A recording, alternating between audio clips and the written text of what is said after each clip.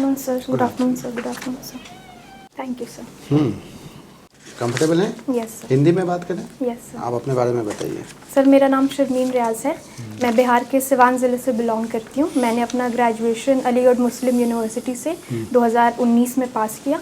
उसके बाद मैंने अपना एमएससी जेएनयू विश्वविद्यालय से 2021 में पास किया। मेरी रुचि में शामिल है खाना बनाना और क्रिकेट देखना। अच्छा, ठीक है। जेएनयू में जाके आपने क्या क्या सीखा है? सर जो पॉजिटिव्स मैंने सीखा है वो थोड़ा और बोल्ड होना, एक्सट्रोवर्ट, अपने ओपिनियंस को आप कैसे सहज तरीके से रख सकते हैं, दूसरों के ओपिनियंस भी आप कैसे ले सकते हैं, डिफरेंट पर्सपेक्टिव होना चाहिए किसी भी चीज़ को देखने का। Very good.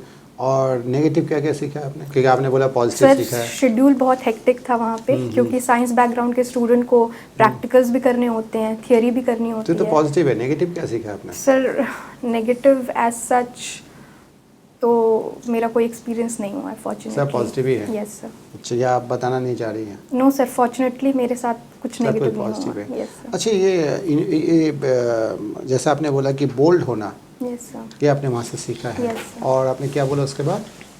कि आपने अपने जो पर्सपेक्टिव्स को सहज तरीके से सहज तरीके से रखना। तो ऐसा कोई इशू ले लीजिए, कौन सा इशू लें? इशू हम ले लेते हैं politics in student life. Yes sir. आपका क्या पर्सपेक्टिव है? क्या एक स्टूडेंट को पॉलिटिक्स में इन्वॉल्व होना चाहिए स्टूडेंट लाइफ में, या स्टूडेंट को ओनली एंड ओनली जो करियर है, पढ़ाई का जो करियर है, उसी में परस्यू करना चाहिए? सर एक्चुअली पॉलिटिकल एरिया में इन्वॉल्व होना भी एक इम्पॉर्टेंट एस्पेक्ट हो सकता है लाइफ का। जब आप पॉलिटिकल फील्ड में इन्वॉल्व होते हैं तो आप बेटर समझ पाते हैं कि कैसे गवर्नेंस काम करती है, क्या पॉजिटिव्स हैं, क्या नेगेटिव हैं। तो स्टूडेंट लाइफ के बाद हो ही सकता है, स्टूडेंट का सर काम बट है अगर पढ़ाई किसी करना। का करियर एस्पिरेशन है कि वो पॉलिटिकल फील्ड में जाना चाहता है, एक अच्छा लीडर बनना चाहता है, तो उसकी शुरुआत मेरे ख्याल में स्टूडेंट लाइफ से करने में बेटर रहेगा। क्यों? इससे तो आपका जो मेन फोकस है पढ़ाई, यस सर। उससे डिस्ट्रैक्टेड। सर मेरा ऐसा ख्याल है कि अपने टाइम में आप बैलेंस कर सकते हैं पढ़ाई को भी, और अगर आपकी रुचि है पॉलिटिक्स में जाना तो आप स्टूडेंट यूनियन में इन्वॉल्व होके कुछ स्टूडेंट्स की मदद करके आप कर सकते हैं। अच्छा, ये बताएं कि अगर इंडिया में जैसे हम लोग आजकल देख रहे हैं कि लेफ्ट विंग पॉलिटिकल पार्टीज़ जो है ना, उसका जो इम्पैक्ट है, yes sir. Total impact in Indian politics is declining. Yes sir. How do you react to this?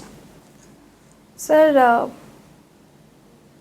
मैं पॉलिटिक्स में उतने इन्वॉल्व तो नहीं थी, तो अच्छी बात है नहीं, आपने खुद ही बोला। Yes sir. अब देखिए, आप ज़रा सोचिए, आप सिविल सर्विस में आना चाहती हैं, Yes, जहाँ पे एक नेचुरल कनेक्शन है पॉलिटिक्स के साथ। यस कोई अगर कैंडिडेट ये बोले कि पॉलिटिक्स में तो इंटरेस्टेड नहीं हो, सर मैं इन्वॉल्व नहीं इंटरेस्टेड रहती थी, हूँ, बट मैं इन्वॉल्व उतनी नहीं थी नहीं, जो क्योंकि भी टाइम है, रिस्ट्रेंट अगर था। आप इन्वॉल्व नहीं हैं, इसका मतलब इंटरेस्टेड नहीं है।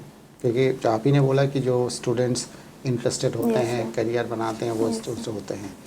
तो अगर पॉलिटिकल स्फीयर में जो कुछ भी हो रहा है, चल रहा है, उसके बारे में अगर आप कंसर्न्ड नहीं हैं, तो आप एक अच्छे सिविल सर्वेंट कैसे बन पाएंगी? सर चलो ठीक है, इसको हटाइए। आप पहले बताइए कि आप कैसे देखते हैं इस चीज़ को कि इंडिया में जो लेफ्ट विंग पॉलिटिकल पार्टीज़ का जो इम्पैक्ट Yes, है, वो sir. दिन के दिन कम होता चला जा रहा है। सर साउथ इंडिया में अभी भी नहीं, वो तो है, थोड़ा Yes, बहुत sir. है, बट पहले के तुलना में बहुत कम हो गया है। Yes sir. आप किस तरीके से, किस नज़रिए से इसको देखती हैं? सर थोड़ा एक बैलेंस बना रहना चाहिए डिफरेंट आइडियोलॉजीज़ का। तो अगर कोई आइडियोलॉजी कम हो रही है या ज़्यादा हो रही है, उसका मेरे ख्याल में ये मीनिंग नहीं है कि कौन बेटर है या कौन राइट है। नहीं, बेटर का बात नहीं है कि इसका इम्पैक्ट यस को आप किस तरीके से एनालाइज करेंगे? इससे होगा क्या अगर लेफ्ट विंग पॉलिटिकल पार्टीज़ का जो इम्पैक्ट है अगर कम हो जाए इंडियन पॉलिटिक्स सर में? अथॉरिटेरियन पॉलिटिक्स जन्म ले सकती है। क्यों? इससे क्यों, ऐसा क्यों? सर क्योंकि अगर किसी एक आइडियोलॉजी की पार्टी या किसी एक आइडियोलॉजी का दबदबा अगर पॉलिटिकल स्फीयर में रहेगा, तो सर उस वजह से अथॉरिटेरियन रिजाइम हो सकता है। हो सकता है। Yes, sir. तो आपको क्या लगता है कि इंडियन जो अभी का जो पॉलिटिकल स्पेक्ट्रम है, इसमें वो डाइवर्सिटी नज़र नहीं आ रहा है आपको? सब जितना होना डाइवर्सिटी चाहिए? है इंडियन पॉलिटिकल सिस्टम में, डिफरेंट आइडियोलॉजी की पॉलिटिकल पार्टीज़ हैं, लेफ्ट है, सेंटर है, राइट है। ये बताइए कि अभी तक कितने प्राइम मिनिस्टर्स हमें मिले हैं total? Sir I am not sure but 14. क्या आपने गुलजारी आनंद जी को भी इसमें इंक्लूड किया है? Sir I am not sure. अच्छा, तो मैक्सिमम प्राइम मिनिस्टर किस पर्टिकुलर सिटी से आए हैं? सर सिटी मुझे नहीं पता, sorry sir. First prime minister from the farmers community. Sorry sir मुझे नहीं याद आ रहा है. फर्स्ट ओबीसी प्राइम मिनिस्टर कौन है? सॉरी सर मुझे नहीं याद आ रहा है. कितने प्राइम मिनिस्टर पंजाब से आए हैं? पंजाब. कोई बात नहीं, ठीक है. जूलॉजी आपका ऑप्शनल सब्जेक्ट है. Yes sir. किसको मिला नोबेल प्राइज मेडिसिन में? सर अभी 2000. मेडिसिन में मिला या फिजियोलॉजी में मिला? यस सर ये मैंने पढ़ा है.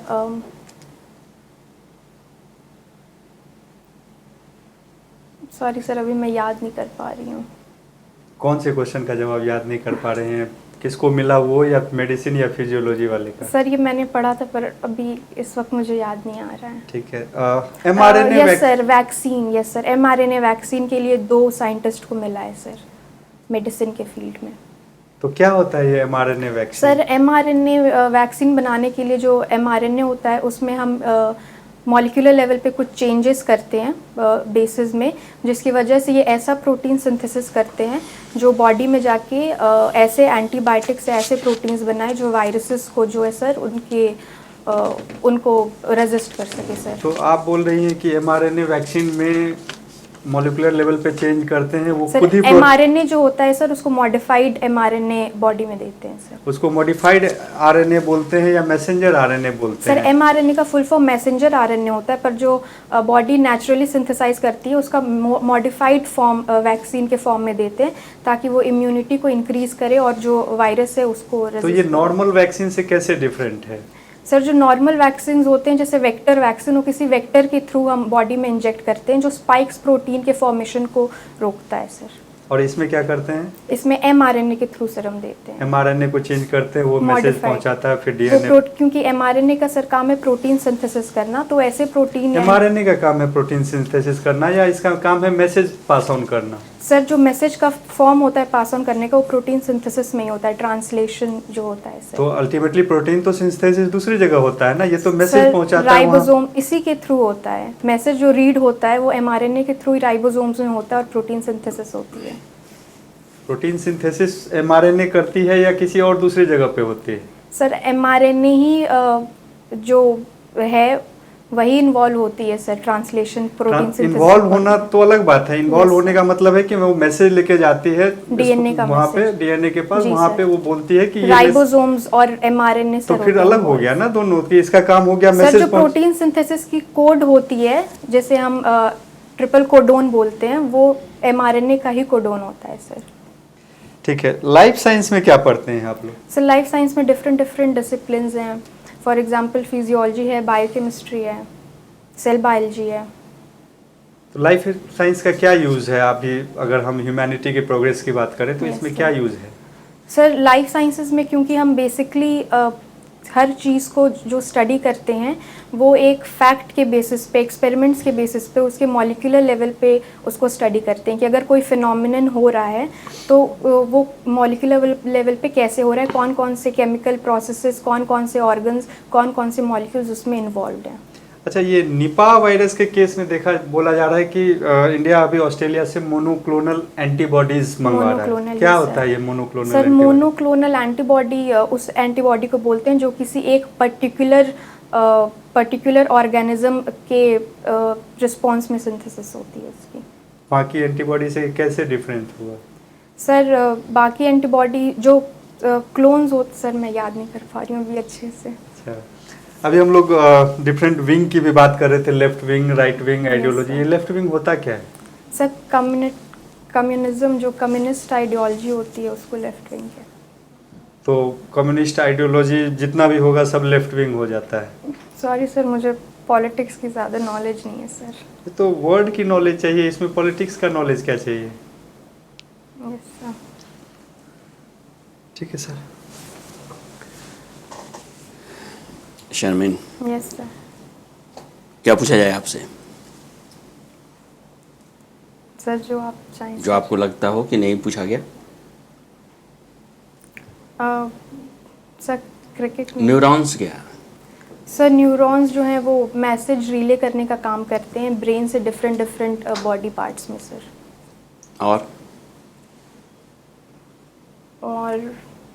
सर यही मैसेज रिले का ही अगर मैं ये कहूँ कि न्यूरॉन्स का। जो अब जो सोशल लाइफ है, सोशल लाइफ, हाँ, यस सर। उसको रिलीजन या ट्रेडिशन या सोसाइटी नहीं डायरेक्ट करेंगे, न्यूरॉन्स डायरेक्ट करेंगे।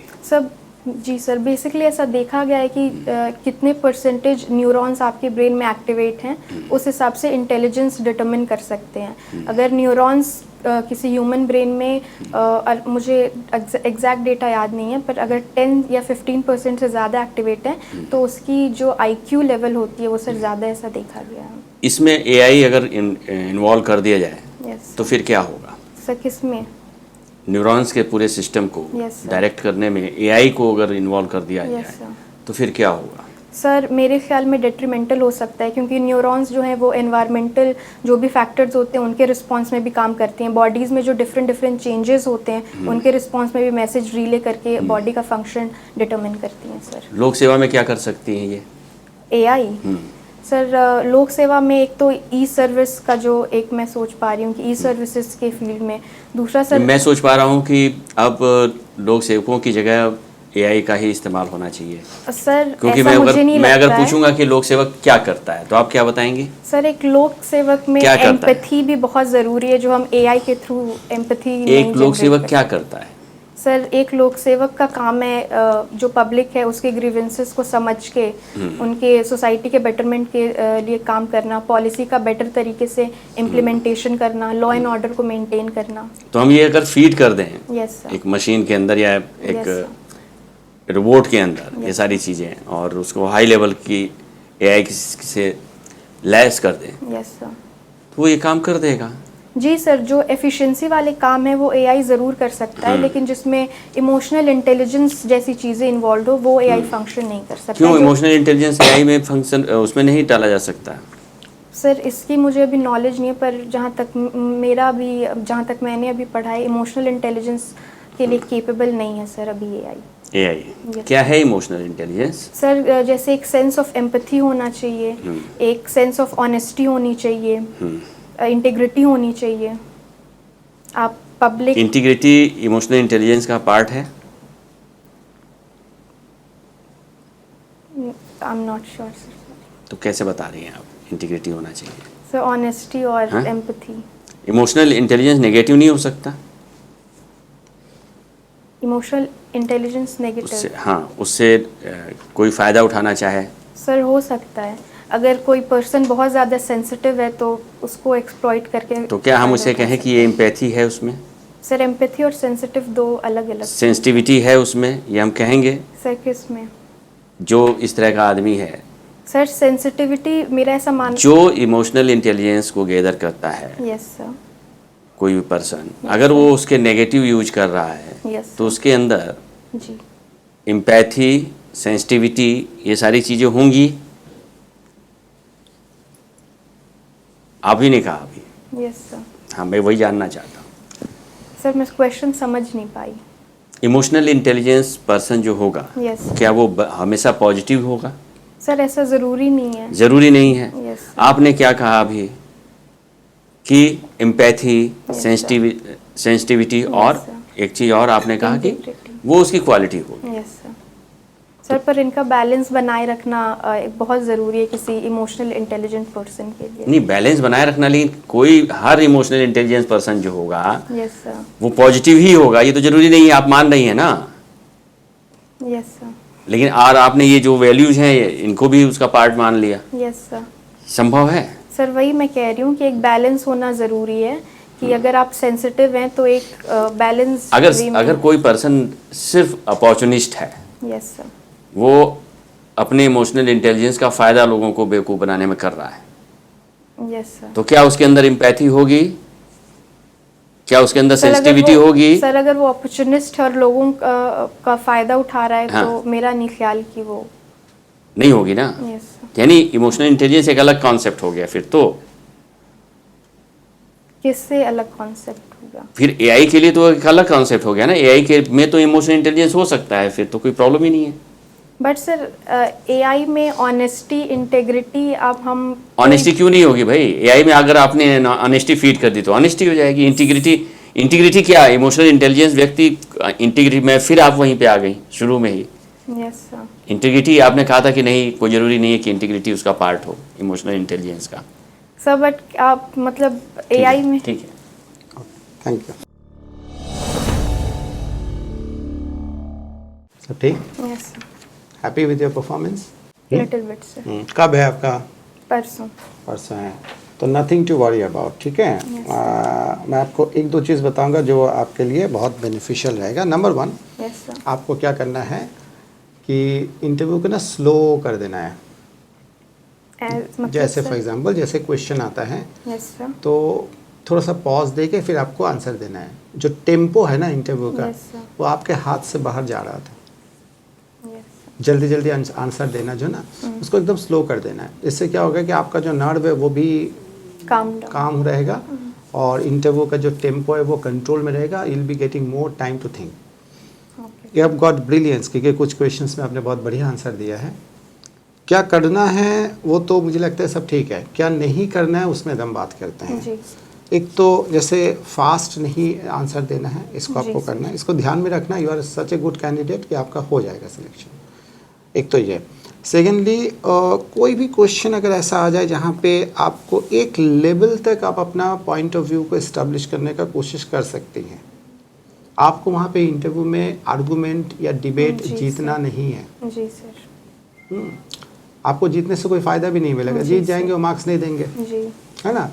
तो आप इसमें कोई दिक्कत नहीं, आपने अपना आर्गूमेंट दिया मैक्सिमम, उसके बाद एक बार और समझाने का कोशिश करना, फिर आप उसको एक्सेप्ट करना कि sir this is what I know, this is my opinion is, but definitely I will think over your opinion और go back and learn about something, जी सर। है ना। जी। इससे क्या होगा कि आपने इशू को वहीं पे ख़त्म कर दिया, चाहे वो जैसे mRNA को लेके था या सर के यहाँ पर भी था, जी।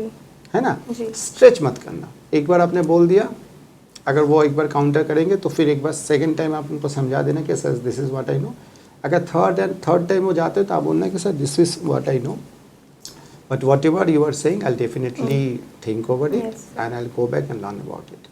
तो आपने रिजेक्ट भी नहीं किया, आपने फ्रीली एक्सेप्ट भी नहीं किया, आपने ये भी नहीं बोला कि मैं बस आप बोल रहे हैं आप ही ठीक बोल रहे हैं मैं तो गलत थी, कुछ नहीं बोला। आपने एक लर्निंग एटीट्यूड, एक ओपन माइंड एटीट्यूड आपने शो किया, ठीक है ना। This will solve many of your problems, क्योंकि ना वो लोग कई बार वो उनको पता है कि आप सही बोल रही हैं, वो सिर्फ आपको टेस्ट करने के लिए 2-3 बार आपको बोलेंगे कि नहीं नहीं ये तो नहीं हो सकता है, ऐसे कैसे हो सकता है।